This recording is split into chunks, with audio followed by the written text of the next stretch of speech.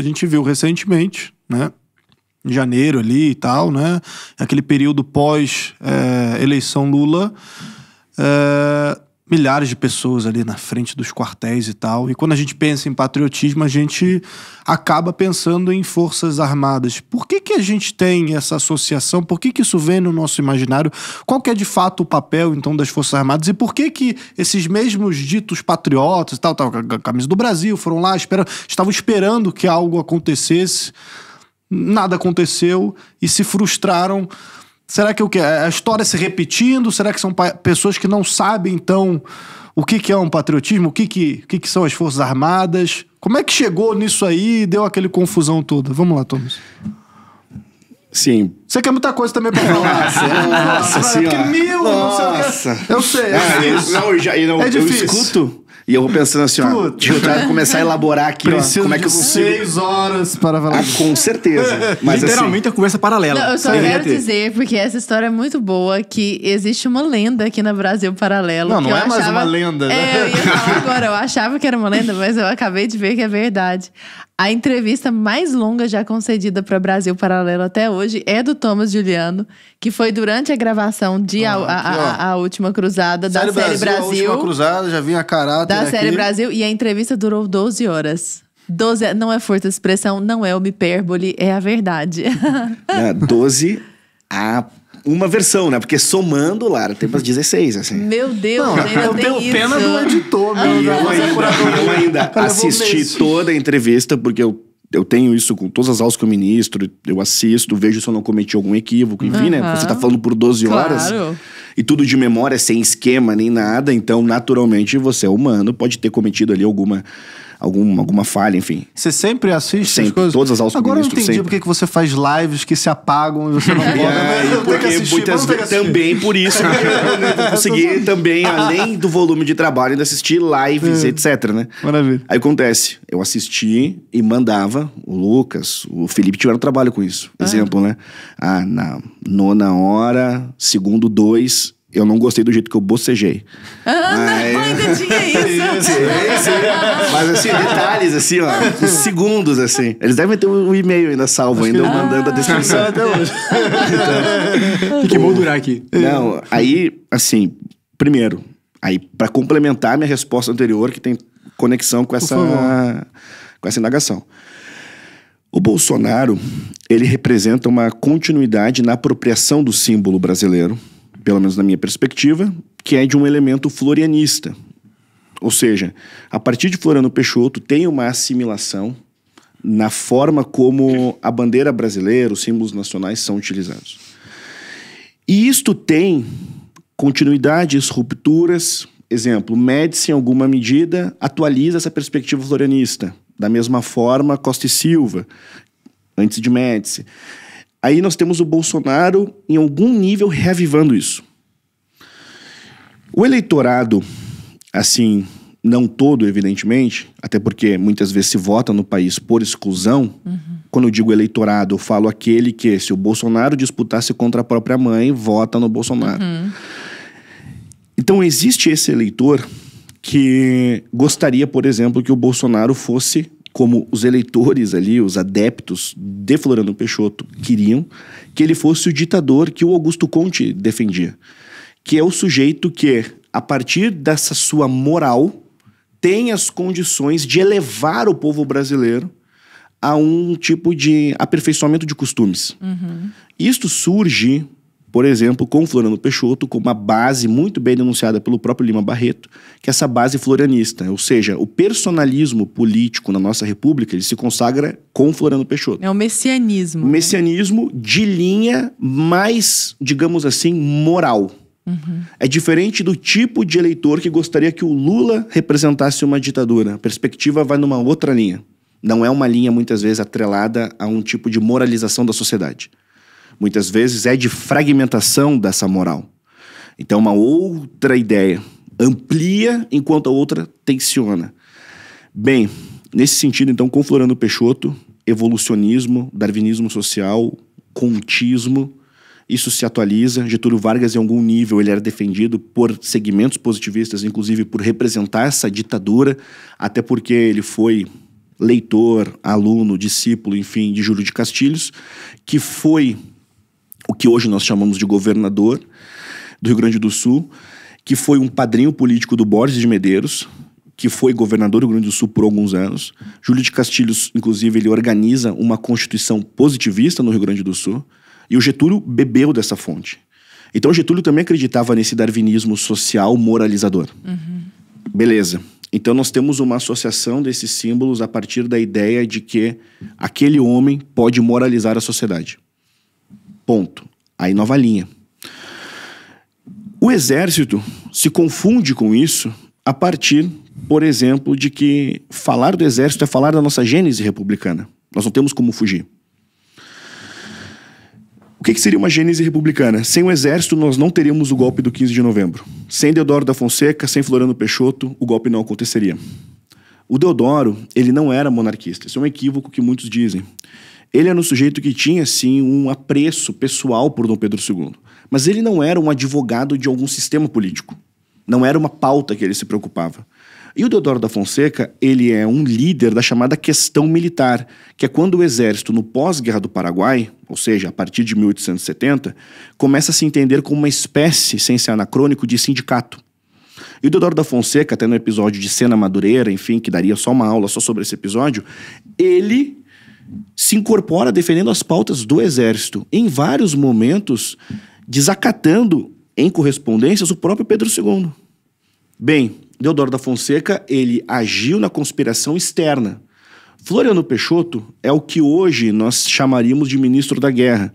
Ele era, de fato, alguém de dentro do governo. E ele dizia para Pedro II assim, não está acontecendo nada, está tudo tranquilo. E ele sabia que estava acontecendo uma insurreição militar. Então Deodoro conspirou fora, Floriano conspirou dentro, e nós temos o golpe. Sem os dois, o golpe não aconteceria. Aí vamos avançar. Sem o exército, o Getúlio Vargas não teria alçado o poder. O exército, na década de 20, por exemplo, capitaneia movimentos a partir, não o exército e a Constituição, militares, que são os movimentos tenentistas. Exemplo, a Coluna Prestes é um movimento tenentista, os 18 do Forte de Copacabana é um movimento tenentista. Isso na década de 20. Aí Getúlio chega ao poder com o exército. O Getúlio, por exemplo, chega ao poder sem Góes Monteiro e sem Dutra, dois militares, ele não conseguiria se manter no poder. Ficou no poder até 45. Quem tirou Getúlio? Os próprios militares. Então, Getúlio sai. Aí o que vai acontecer? Nós temos uma eleição. De um lado, o brigadeiro Eduardo Gomes, brigadeiro. Do outro, Dutra, que era o ministro da guerra do Getúlio. Vão disputar. O Dutra vence. Então, uma eleição capitaneada por dois militares. É marcada sempre, né? O exército está ali. Aí vamos pensar na eleição do Juscelino Kubitschek. O Juscelino Kubitschek, ele disputou a eleição contra o Juarez Távora. Você pergunta, quem foi o Juarez Távora? As pessoas não sabem. Mas o Juarez Távora foi arquiteto de movimentos tenentistas na década de 20, ajudou e foi ministro do Getúlio em 30. Depois, articulou de fato a tentativa de golpe do Juscelino Kubitschek. Depois articulou o golpe de 64. Ou seja, é uma figura fundamental dentro da história do exército brasileiro. As pessoas muitas vezes não sabem. Pois bem, era Juscelino Kubitschek e Juarez Távora. Basicamente essa era a eleição. O Juscelino, ele vence. A eleição era um turno. E na época ainda, uma eleição para presidente e outra para vice. O Juscelino vence, só que ele não teve, exemplo, 51%. Você fazia o somatório e ele não atingiu isso, só que ele vence pelas regras daquela eleição. E não, peraí, que tentaram virar a mesa, toda aquela função. O exército tentou dar um golpe. Só que o exército foi contido, em resumo, por um outro militar, por um outro segmento do exército, que é o segmento do Henrique Lott, uma outra perspectiva. Eles contêm, ou seja, é o próprio exército aqui, disputando. Sim. E essa disputa fica cada vez mais acirrada, a gente chega em 64. Aí em 64, pensar no Médici e pensar no Costa e Silva. Os dois ajudaram movimentos tenentistas, etc. Ajudaram Getúlio em 30 e chegaram no poder em 64. Ou seja, nós não temos como pensar a República Brasileira sem pensar no Exército. Só que o Exército, e aí vem essa confusão, as pessoas nem sempre percebem que o exército é uma palavra no singular formada, de fato, por pessoas. Ou seja, O exército é um símbolo. Em alguma medida, é algo artificial. Não é um Exército. não. Você pergunta assim, ó, certo? Diga agora os principais homens do exército brasileiro. A pessoa provavelmente não vai saber. Talvez 1 ou 2, porque isso virou um assunto recente. A pessoa não entende o fato que o exército é uma instituição que é plural. E sempre na história brasileira foi plural. Nós tínhamos segmentos, exemplo, a Mauri Cruel é um nome que tinha uma perspectiva, digamos, mais à esquerda, o Henrique Lott, mais à esquerda. O Castelo Branco, por exemplo, e o Costa e Silva se odiavam. Nós estamos falando dos primeiros presidentes militares. O Figueiredo, por exemplo... Castelo Branco e Costa e Silva se odiavam. Passaram a se odiar. Mas que é um caso... fofocas aqui dos nossos presidentes. Fofocas agora. Fofocas Fofocas históricas. O Médici morreu. O presidente Médici morre. Aí, o filho dele, o Roberto Médici, proibiu o presidente Figueiredo de cumprimentar a mãe, a Cila Médici. Porque o Figueiredo era odiado pela família Médici. Caramba! Ou seja, o Costa e Silva, que foi o articulador, ele tinha dificuldades de relacionamento com o Mourão Filho. O Mourão Filho, que ajudou no movimento do golpe de 64, é o mesmo que inventou o chamado Plano Cohen, que foi o que legitimou o Estado Novo em 37. Então, pensar na história do Exército Brasileiro, quando o Exército Brasileiro entra na política, senta que vem problemas. Tanto que não tem como falar de varguismo, golpe republicano, sem passar pelo Exército. Eu costumo dizer isso em aula. Quando falamos do nosso Exército enquanto exército, na Segunda Guerra Mundial, nossos pracinhas, um exemplo, aquele símbolo da cobra fumando. Por que a cobra fuma? Basicamente, o exército brasileiro era chamado assim de que era um exército sucateado, etc. E as pessoas diziam, e a imprensa replicava isso, era mais fácil uma cobra fumar do que, estou contando bem em resumo, o Brasil ter um papel digno na guerra. E o Brasil teve. E mais do que isso, nós estamos falando de militares, assim, com antifragilidade no talo. Eles pegaram aquele símbolo, A cobra então tá fumou. bom. E chegavam a rabiscar nos canhões e tudo, a cobra vai fumar. E nós temos fotos com esses registros. São militares, de fato, que entregaram muito pro nosso país. Poxa, espirituosos também. Muito. E foram, bem ou mal, lutar pela liberdade da Europa. Que em alguma medida era a liberdade também do Brasil, mas não era uma guerra que o Brasil de fato vivia no território. Eles saíram daqui e foram para a Itália. O Castelo Branco, um exemplo, que assim, articula o golpe de 64 ao lado de outros, é um herói militar. De fato, atuou nesse contexto da Segunda Guerra Mundial. Assim como na Guerra do Paraguai. As passagens durante a Guerra do Paraguai do nosso exército são passagens maravilhosas. Vamos estudar, por exemplo, uma batalha de Riachuelo. Vamos estudar, por exemplo, o que o Pedro Américo representou na Batalha do Havaí. O general Osório, que toma um tiro no rosto e segue em combate, com 60 anos, segue em combate com um tiro no rosto. E ele era criticado porque ele tinha 60 anos, era um dos líderes e lutava como um soldado, porque ele dizia, eu não mando um soldado meu fazer uma coisa que eu não faça primeiro. Esse é o general Osório. Então, com 60 anos, toma um tiro no rosto e escondia o ferimento para não acovardar os soldados. O mesmo homem que Dom Pedro II quebra o protocolo e faz questão de carregar o túmulo dele. É o homem que a sociedade ali, num número considerável, financia o túmulo dele. Tem o que foi o túmulo, hoje ele não está mais enterrado ali. Fica no Paço Imperial, tem ali um túmulo lindo, também muitas vezes depredado, enfim.